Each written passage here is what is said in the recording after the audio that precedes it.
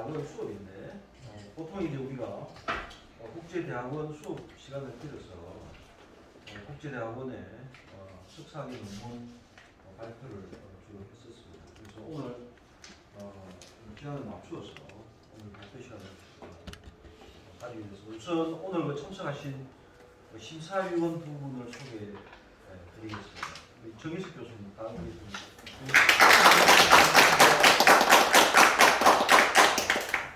그리고 최장수 교수님.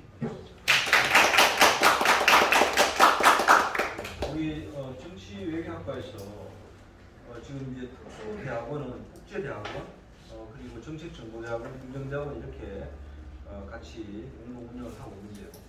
국제대학원은 우리 국제정치전공에서 같이 운영하고 있습니다. 그래서 정희석 교수님과 제가 같이 하고 있고요. 우리 또 매번 논문 우리 발표할 때마다 최동수 교수님께서 심사를 맡아주시고 같이 도와주셨습니다.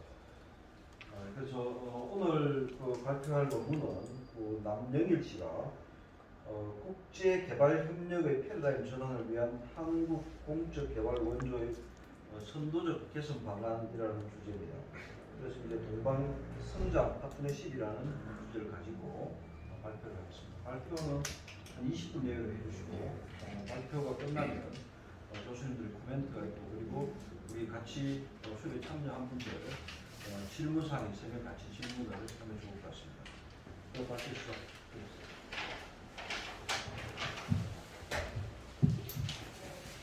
자, 안녕하십니까. 방금 우리 교수님에게 소개받은 국제대학원 국제정치학과 남영일입니다. 반갑습니다. 자, 제 논문 발표를 위해서 귀한 수업 시간을 할애해 주신 이정태 교수님과 우리 학우 여러분들에게 먼저 감사의 말씀을 드리겠습니다. 자, 제가 오늘 발표드릴 논문의 제목은 국제개발협력의 패러다임 전환을 위한 한국 공적개발 원조의 선도적 개선 방안입니다. 부제는 동반성장 파트너십이고요. 자, 논문 목차입니다. 서론, 선행연구 검토 및 국제개발협력 패러다임 변화 분석, 공적개발원조의 개화, 한국 공적개발원조의 현황, 한국 공적개발원조의 문제점, 개선 방안, 결론 순으로 작성을 했습니다. 자, 하지만 오늘 제 발표를 들으시는 분들 중에 공적개발원조나 국제개발협력에 대해서 다소 생소하신 분들이 있으리라고 생각을 해서요. 제가 발표 순서는 조금 바꿔보았습니다. 먼저 공적개발원조의 관련 개념과 국제개발협력의 역사와 패러다임의 변천을 설명드려서 여러분들의 이해를 좀 돕고요. 그 다음 선행연구 분석, 한국 ODA 현황과 문제점, 그리고 논문의 주제인 국제개발협력의 신패러다임 및 한국 ODA 개선 방안 순으로 발표를 드리겠습니다. 자, 먼저 ODA 관련 개념입니다. 국제개발협력은 영문 약자로 IDC고요. 개도국의 빈곤 극복과 사회경제개발 지원 목적의 공공, 민간 부분 활동을 포괄하는 국제사회의 광범위한 협력을 의미합니다. 자, 공적개발원조는 영문 약자로 ODA이고요. 흔히 영문 약자로 불리기도 합니다. 국제개발협력 활동 중에서 공공부문, 즉 국가의 공공기관 등이 개도국의 경제개발과 복지 향상을 주된 목적으로 양화성 차관이나 증여를 제공하는 것을 말하고요. 양화성 차관이라는 것은 유사원조, 즉 일반 융자에 비해서 다소 유리한 조건의 차관을 의미하고요. 증여는 무상원조를 의미합니다. 자, 한 나라가 빈곤국을 대상으로 구호나 원조 활동을 제공한다고 다 ODA가 되는 것은 아니고요. 경제협력개발기구의 개발원조위원회에서 3년마다 지원이 필요한 수원국 리스트를 발표를 하는데 그 리스트에 포함된 개도국의 경제개발과 복지 증진을 위해 자금을 제공할 때만 이 ODA라고 부르는 것입니다. 다음은 ODA 주체입니다. 공여국 정부, 국제기구 민간 분야가 있는데요. 먼저 공여국 정부는 OECD DEC 회원국, 현재 EU를 포함한 30개국이 회원으로 가입되어 있고요. 자, 시행기구인 DEC 네트워크, 그 다음에 중국이나 러시아 같은 신흥 공여국, 그 다음에 국제기구에는 유엔과 산하 전문기구, 국제개발금융기관, 그리고 아프리카 연합과 아세안 같은 지역 연합이 있습니다. 자, 민간 분야는 민간 기업, 그리고 포드나 록펠러 재단 같은 민간 재단, 그리고 월드비전이나 옥스팜 같은 비정부 기구들이 있습니다. 자, 민간 분야가 독자적으로 구호나 원조 활동을 제공한다고 해서 다 ODA 주체가 되는 것은 아니고요. 아까 말씀드렸듯이 공공기관이나 국가가 발주한 ODA 사업에 한 계약 당사자로서 민간 분야가 참여를 할 때 ODA의 주체라고 부릅니다. 자, 다음은 국제개발협력의 역사 및 패러다임의 변천입니다. 자, 이 부분은 제 논문 주제와 긴밀하게 연결되기 때문에 제 논문에서는 어느 정도 비중을 차지를 하는데요. 자, 여기서는 시간 관계상 제가 표 하나로 정리를 해서 여러분들에게 발표드리도록 하겠습니다. 자, 먼저 2차 세계대전 후에 많은 아시아, 아프리카 식민지 국가들이 독립을 했는데요. 그 국가들의 빈곤 극복을 위해서 국제개발협력이 시작되었다고 보고 있고요. 그러나 혹자들은 종전 후에 황폐화된 유럽의 전후복구 사업을 위한 마셜 플랜에서 기원했다고 보는 학자들도 계십니다. 자, 이 시기는요, 냉전 체제랑 연결이 되면서 동서 양진영의 전 세계적인 패권 확보나 개도국에서의 원활한 원자재 수급을 위한 정치적 목적의 원조 경쟁 시대가 펼쳐진 시기였습니다. 자, 국제정치 패러다임으로 보자면요, 수용국의 필요라는 인도주의적 요소보다는 공유국의 이익이라는 현실주의적 요소가 보다 강조된 시기라고 말할 수가 있겠습니다. 자, 1990년 기점으로 동서독이 통합되고 구소련이 붕괴되면서 냉전이 종식이 됩니다. 그러면서 앞선 정치적 목적의 원조에서 개도국의 빈곤 타파와 경제 개발에 집중하는 선진국 모방형 개발 방식이 주를 이루게 되고요. 그리고 이 시기는 IMF, IBRD를 창설한 브레튼 우주 체제, 그리고 미국을 중심으로 개도국에서 자유시장주의 경제체제를 확립하게 된 워싱턴 컨센서스를 기반으로 하기 때문에요. 현실주의보다는 자유주의가 보다 강조된 시기라고 말할 수가 있겠습니다. 자, 유엔에서 2000년부터 2015년까지 전 세계의 빈곤을 반으로 줄이겠다는 목표로 MDGs를 제창을 하는데요. MDGs는 밀레니엄 디벨롭먼트 골즈의 약자로 새천년 개발 목표란 뜻입니다. 자, MDGs는 개도국의 경제개발뿐만 아니라 포괄적인 사회개발을 위한 원조의 양적 확대와 공유국 주도의 주입식 기술 이전이 주를 이루었던 시기인데요. 자, 이 시기를 정치 패러다임으로 보자면은 자유주의 외에 ODA의 다양한 참여자나 규범의 문화적 영향력에 보다 집중하는 구성주의가 대두된 시기라고 말할 수가 있겠습니다. 자, 하지만 원조의 양적 확대는 수용국 정부의 많은 부정부패를 불러왔고요. 공유국 주도의 주입식 기술 이전은 수용국의 원조 불만과 원조 피로를 야기를 하게 됩니다. 또한 이 시기의 특징으로는 2001년 9.11 테러 이후 아프간 전쟁, 이라크 전쟁이 발발을 하면서 안보를 바탕으로 한 지원이 또 증가됐다는 게 이 시기의 주요할 만한 특징이라고 할 수가 있겠습니다.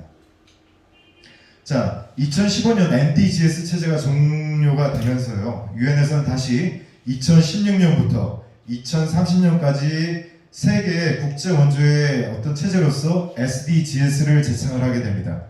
SDGs는 Sustainable Development Goals의 약자로요, 지속 가능한 발전 목표라는 뜻입니다. 자, 앞선 MDGs 체제에서 많은 문제점이 야기가 됐기 때문에 SDGs 체제에서는요, 원조 효과성 제고를 위해서 수용국의 개발 의지와 역량 개발을 통한 지속 가능한 발전을 목표로 하고 있습니다. 하지만 많은 국제적인 환경 변화가 2015년 이후에 일어나게 됩니다. 자, 그러한 환경 변화로 인해서 기존에 자유주의적 요소가 강했던 MDGs 체제에서 이제는 다시금 현실주의적 요소가 강조되는 시기가 도래를 했는데요. 자, 국제적인 환경 변화를 한번 살펴보겠습니다. 자, 여러분들이 다 아시다시피 2008년 미국발 세계 금융위기로 시작된 국제 경기 침체가 현재까지 이어져 오고 있고요. 2011년 시리아 사태와 그로 인한 유럽 내 난민 증가, 그리고 그리스, 이탈리아 같은 남유럽 국가들의 재정 위기로 촉발된 영국의 EU 탈퇴가 있었습니다. 자, 브렉시트는 2016년 영국 국민들의 국민 투표로 확정이 됐고요. 2020년 1월자로 현실화되었습니다. 자, 2017년 트럼프 행정부가 집권을 하면서 아메리카 퍼스트, 미국 우선주의에 따른 ODA 예산 축소가 이루어졌고요. 2020년 바이든 정부 때 아프간에서의 미군 철수가 완전히 종료가 되었습니다. 그리고 2020년 코비드19 팬데믹이 전 세계적으로 유행하기 시작했고요. 그리고 2022년 러시아 우크라이나 전쟁이 발발을 해서 현재까지 진행 중입니다. 자, 이러한 국제적인 환경 변화로 인해서 인플레이션이 증가가 되자 지금 현재 각국은 금리 인상과 긴축 정책을 펼치기 시작을 했습니다. 자, 이 때문에 각국에서는 기존의 ODA, 공적 예산만으로는 ODA를 규모를 증가시키기에는 이제 한계에 이르렀고요. 국제 원조에 대한 자국민의 동의나 공감대를 구하기도 더더욱 어려워졌습니다.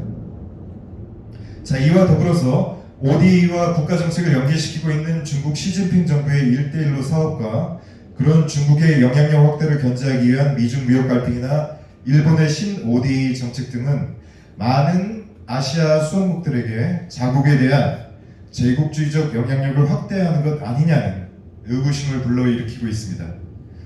자, 그리고 선진 공유국들도 이제는 수원국들 못지않게 많은 사회 문제에 노출이 되고 있는데요. 자, 대표적인 것이 사회 양극화, 부의 양극화, 실업, 저출산, 고령화, 주택, 교통, 환경 같은 문제점입니다. 제 논문의 문제 제기는 바로 이러한 국제적인 환경 변화에서 시작이 됩니다. 자, 국제개발협력의 패러다임이 새롭게 변화되지 않고서는 지금 유엔에서 제청한 SDGs, 지속가능한 발전 목표는 그 말과 다르게 지속 불가능해지고 추상적인 구호에 그칠 수밖에 없다는 생각을 저는 해보았습니다. 자, 그렇다면 한국의 ODA는 어떻게 진행이 되고 있을까요? 자, 한국 ODA 현황입니다. 한국은 전 세계 교역량 및 GDP 세계 10위권이고요. 정확히 말하자면 세계 10위입니다. 그리고 올해 예산은 600조를 넘은 607조, 그다음 1인당 국민소득은 3만 5천 불을 돌파를 했습니다. 자, OECD DEC 회원국 중 원조 수원국에서 공여국으로 주의를 털받금한 유일한 나라이고요. 한국은 2010년 OECD DEC 24번째 회원국으로 가입을 했습니다. 한국의 2020년 ODA 지원 규모는 22.5억 불, 2030년까지 2019년 수준의 2배 이상의 수준으로 ODA 규모를 확대하겠다고 정부에서 발표한 바가 있는데요. 지금 환율이 많이 올랐는데 22.5억 불이면은 지금 환율로 한 2,700억 원 정도 되고요. 25.4억 불은 한 3조라고 보시면 되겠습니다. 자, 한국 ODA의 규모는요, 국민 총소득 대비 0.15%고요. 유엔의 권고치는 0.7%, DAC 평균은 0.38%입니다. 한국 ODA가 매년 꾸준히 그 규모를 증가시켜 왔지만 그래도 전체 규모는 DAC 평균에 아직 못 미치는 부족한 실정이라고 보시면 되겠습니다. 자, 한국 ODA의 문제점입니다. 저는 한국 ODA의 문제점을 두 가지 측면에서 분석을 했는데요. 첫 번째는 방향상 문제점, 두 번째는 사업상 문제점입니다. 자, 방향상 문제점에 대해서 먼저 살펴보겠습니다. 국제개발협력의 기본 이념 및 원칙 부재입니다. 관련된 보도자료를 같이 보시면서 계속 이어나가도록 하겠습니다. 자, 문재인 대통령은 18일 한국은 올해 북방 국가들에 대한 보건의료 ODA를 지난해보다 2배 이상 확대하고 북방 국가들의 기후위기 대응과 저탄소 경제전환을 돕는 그린 뉴딜 ODA를 전폭적으로 지원할 것이라고 밝혔다. 자, 이 내용은 지난해 11월 제3차 북방포럼에 우리 문재인 대통령께서 보내신 영상 축사 내용입니다. 자, 기사 내용만 보자면은 전 세계 기후 문제 해결에 대한 한국의 높은 참여 의지와 동시에 ODA를 그 중요한 수단으로 사용하겠다는 그런 메시지를 읽히는데요. 조금만 기사 내용을 깊이 들여다 볼 수 있게 되면 이 기사에 많은 한국 ODA의 문제점이 함축되어 있음을 알 수가 있습니다. 자, 문재인 대통령이 맡긴 그린 뉴딜 ODA는 앞선 이명박 정부의 실용외교, 자원외교, 박근혜 정부의 코리안 에이드, 그리고 새마을운동 사업같이 많은 예산이 수반되는 ODA 사업이 어떤 방향성이나 철학, 가치 등에 대한 전반적인 합의가 없이 그때그때 정권의 입맛, 정권의 기호에 맞게 방향을 틀어왔다는 게 가장 큰 문제점이고요.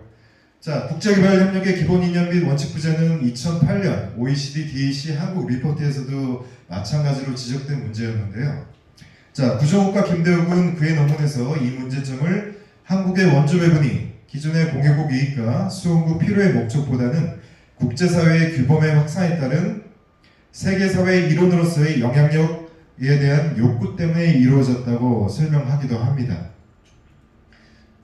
다음은 중점 협력국 선정상의 문제점입니다. 자, 2015년 한국 감사원에서 한국 ODA에 대해서 실태 감사를 했는데요. 당시 많은 문제점이 지적이 됐습니다만 그 중에서 가장 큰 문제점은 바로 중점 협력국 선정상의 문제점이었습니다. 자, 기사 내용을 간단히 살펴보면요. 페루는 2013년 현재 1인당 GDP가 6,000달러에 이릅니다. OECD 기준으로 상위 중소득 국가에서 원조가 불가한 나라인데요. 이런 나라들의 55대의 부산 원조가 들어갔습니다. 또 지원 대상국이 지나치게 편중돼 2011년 이후 베트남 등 4개국에 51.4%가 지원된 반면 최빈국이 다수 포함된 네팔 등 9개국에는 3.9%만 지원됐습니다. 자, 중점협력국 선정상의 문제점은 제가 앞서 말씀드린 기본 이념과 가치의 부재와 맥을 같이 하는데요. 자, 왜 이런 문제가 발생할까요? 자, 가장 큰 이유는 바로 대통령이나 국무총리의 해외 순방이나 국빈 방문 시에 이런 한국 ODA 사업을 외교상의 어떤 시혜적인 선물로 제공을 해왔다는 것입니다. 그러다 보니까 ODA가 절실하지 않은 나라들이 바로 이런 중점 협력국에 선정되는 문제점이 계속적으로 발생되어 왔습니다. 자, 다음은 공유국 주도의 원조 사업입니다. 제가 말씀드렸듯이 이명박 정부의 자원외교, 실용외교, 박근혜 정부의 코리아 에이드, 새마을운동, 문재인 정부의 그린 뉴딜 ODA 모두 다 마찬가지로 수용국의 역사나 문화, 역량과 개발 의지 등을 고려하지 않은 채 공유국 주도로 원조 사업을 펼친 예들입니다. 자, 이런 예들 중에서 특히 박근혜 정부의 새마을운동은 많은 연구자들이 그 문제점을 지적을 하고 있는데요.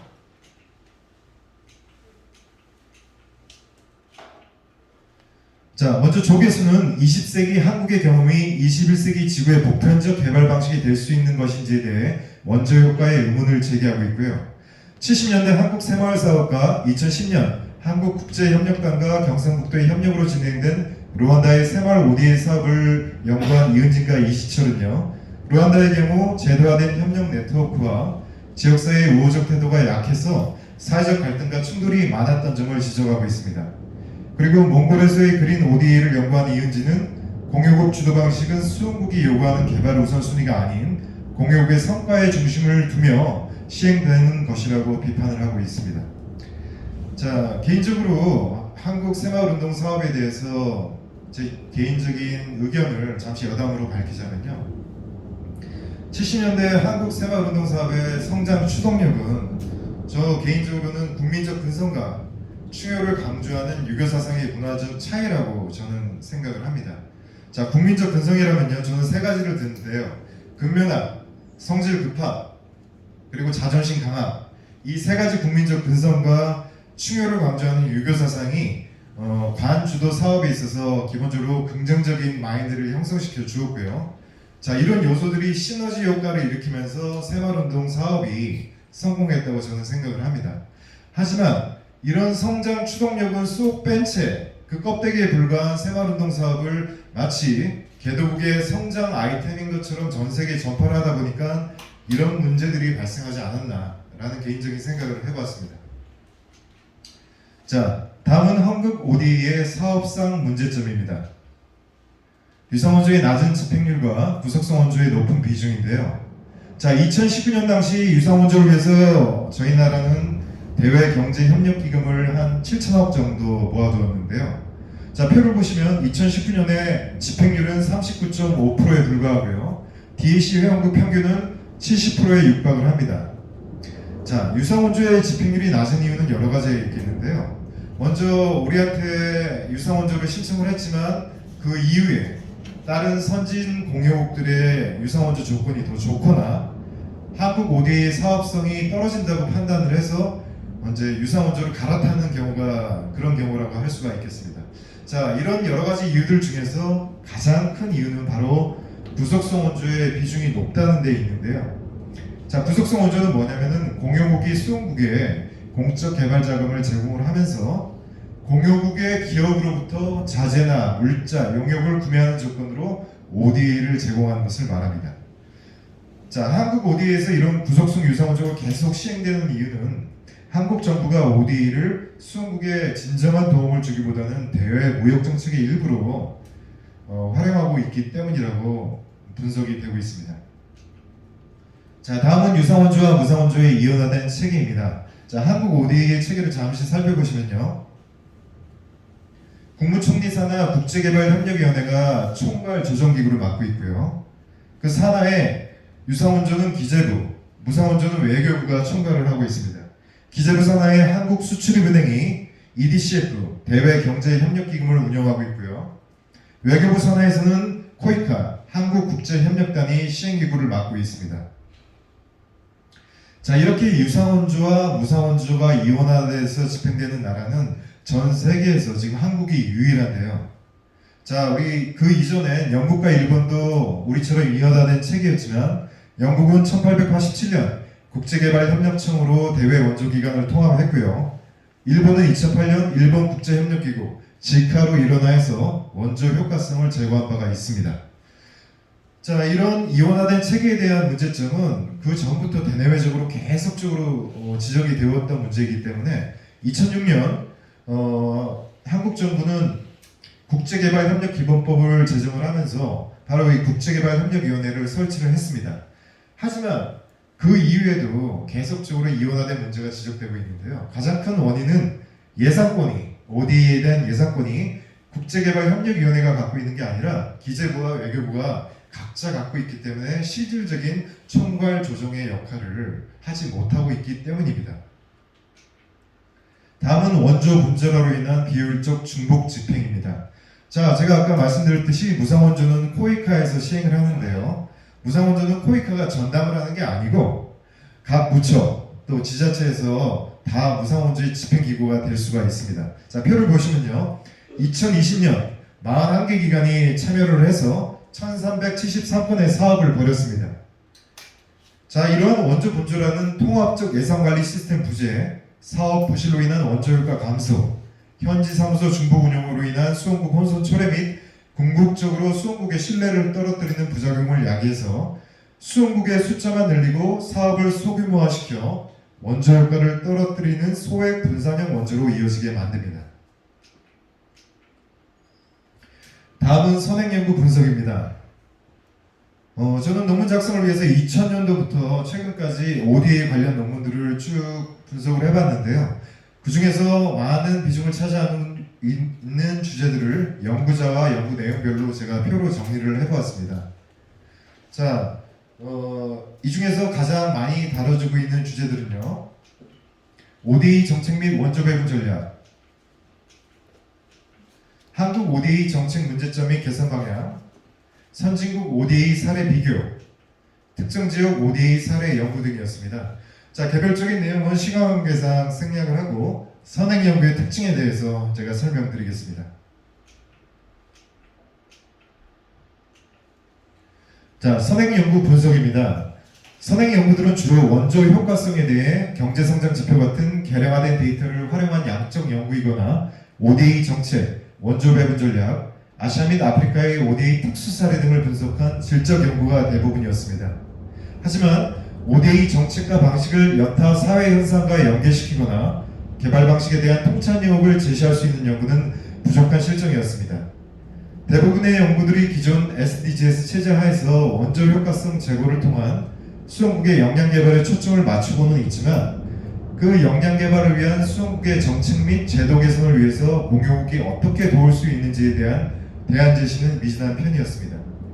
그리고 선진국의 저출산, 고령화 실업 같은 사회 문제나 코비드-19 등으로 인한 경제위기 같은 국제 환경 변화에 있어 수원국의 지속가능한 발전을 담보할 수 있는 공유국의 원조 역량 확보 같은 동반 성장의 담론은 전무했습니다. 하지만 본 연구는 정책 제안 연구로서 다양한 최신 자료를 기반으로 작성을 했고요.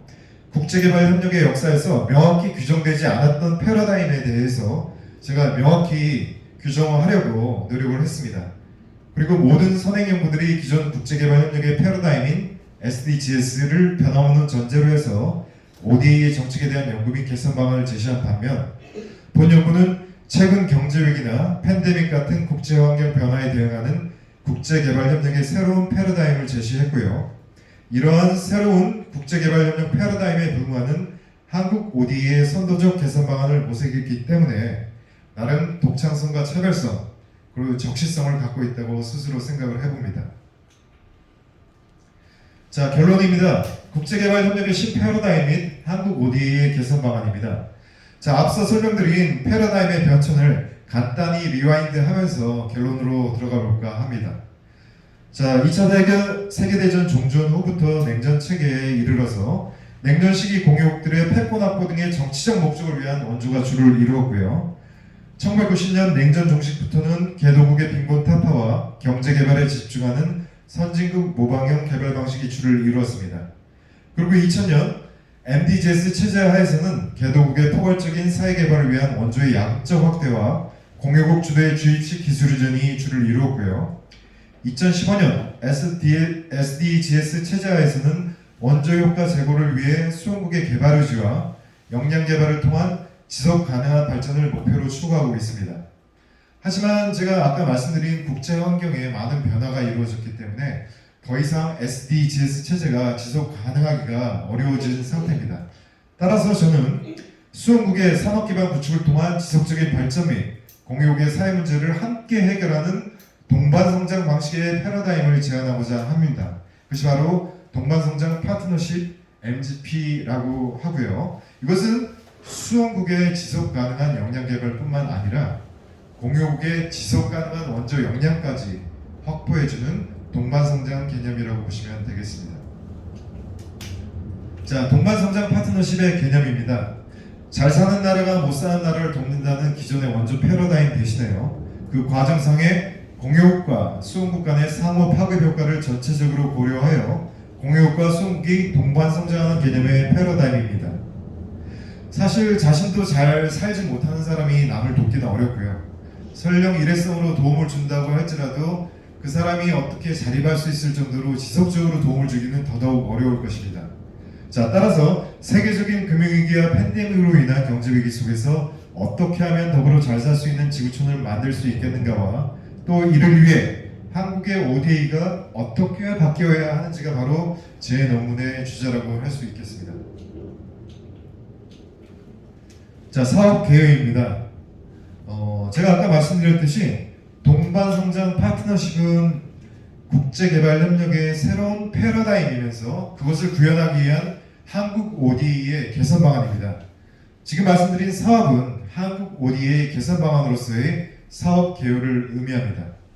자, 수원국과 공유국의 사전 협의를 통해 수원국의 경제사회 상황과 자연문화 환경에 알맞은 성장 기반 산업 분야를 선정한 뒤 이와 관련된 국내 기업체들의 신청과 지원을 받아 수원국으로 기업체를 이전 후에 일정 비율 이상의 현지인들을 고용하고 교육하면서 일정 기간 이후에는 해당 국의 기술 및 시선을 이전하는 것을 그 사업 개요로 합니다. 이때 기업체 이전은 기존 ODA 예산을 기반으로 하되어 임금 및 재료비 상승을 회피한 이윤 확보 같은 기존의 경제적 목적의 이전과는 다르게 수원국과 공유국 필요에 맞춘 정치적 전략적 목적의 이전임을 명확히 하고자 합니다. 이를 통해 수원국은 원조 필요나 불만 없이 빠른 시간 내에 자국의 산업 기반을 확보할 수 있을 것이고요. 공유국인 우리도 4차 산업혁명을 맞아 자연스러운 산업 구조 조정 및 고용 창출, 인력 해외 이전을 통한 여러 가지 사회 문제들을 동시에 해결해 나갈 수 있을 거라고 생각을 합니다. 자, 구체적인 사업 추진 절차입니다.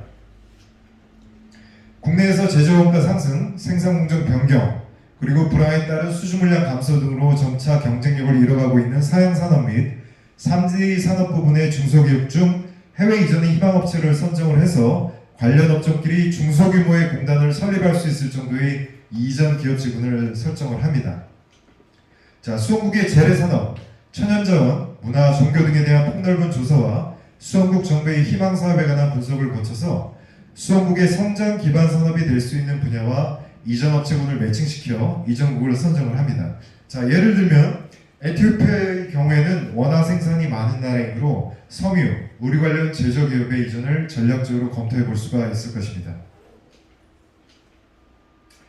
선정된 국내 기업체들을 수원국으로 이전 후 일정 비율 이상 현지인 고용, 기술 지도, 마케팅, 무역 등에 대한 실무 교육, 사업 수익 분배 비율, 일정 기간 이후에 해당 국의 시설 및 장비 이전을 약속하는 협약을 수원국과 체결을 하고요. 기업체 이전 및 산업단지 구축과 관련 수원국과 긴밀히 협조를 해서 수출 등 판로에 유리한 공단 위치 선정 및 산업단지 조성을 위한 수도, 전력, 교통 같은 기타 사회 기반 시설 설치 및 지원 방안을 마련을 합니다.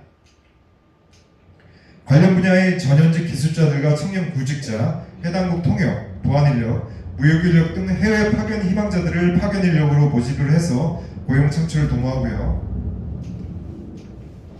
기업체 해외 이전 시 현지 친화도를 높임으로써 보다 조속하고 안정적인 이전 정책을 위하여 국내 산업체에서 일정 기간 근무한 경험이 있고 한국어 사용이 가능한 해당국 근로자를 기업체 이전 및 현지 사업 가이드로 활용을 합니다.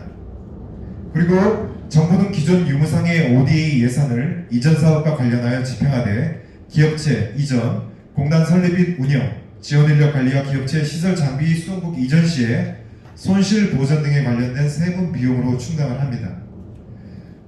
자, 마지막으로 공유국과 수원국 간의 사전 협약에서 정한 대로 일정 기간 경과 후에는 해당 기업체의 시설 및 장비의 소유권을 수원국에 이전하면 되겠습니다.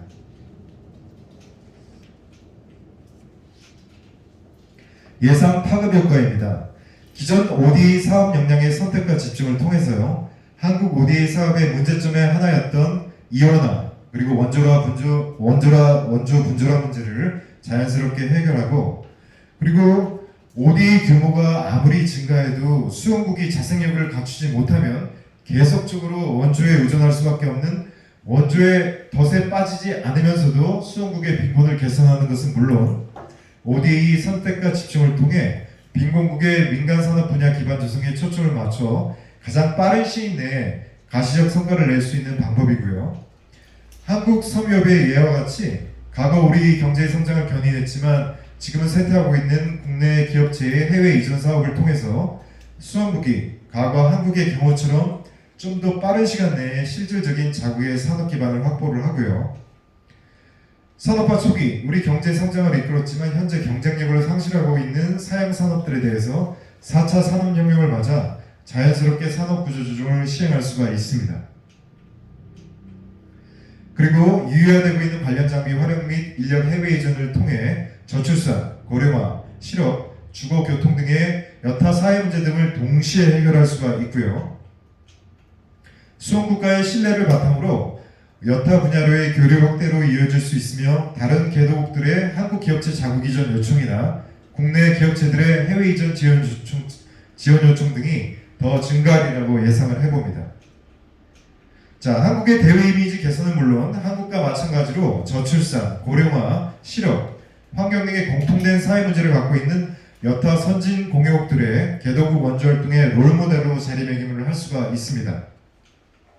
그리고 일반 시민은 물론 민간 분야를 대표하는 기업의 참여를 이끌어냄으로써 국민적인 합의와 공감대를 도출할 수 있는 것은 물론 한민족 대대로 전승되어 온 홍익인간 사상을 개발원조의 기본 이념으로 정립하고 실천할 수 있는 계기가 될 것입니다.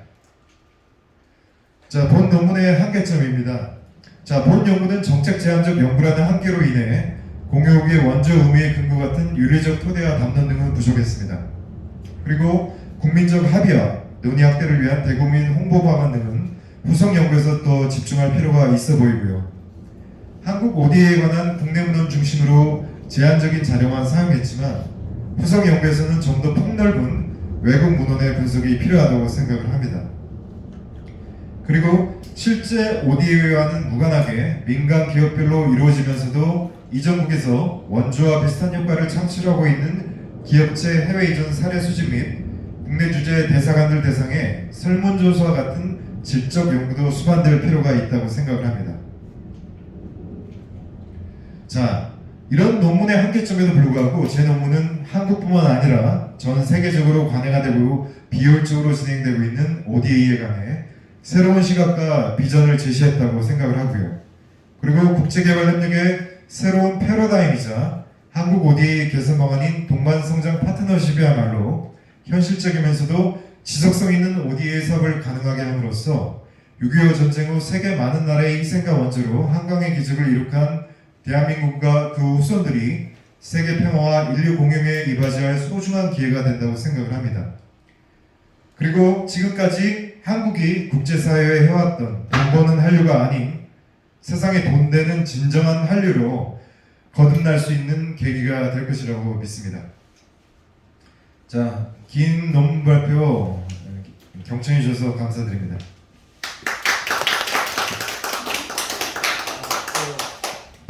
고생하셨습니다. 예. 시간을 좀 넘겨 갖게 되는데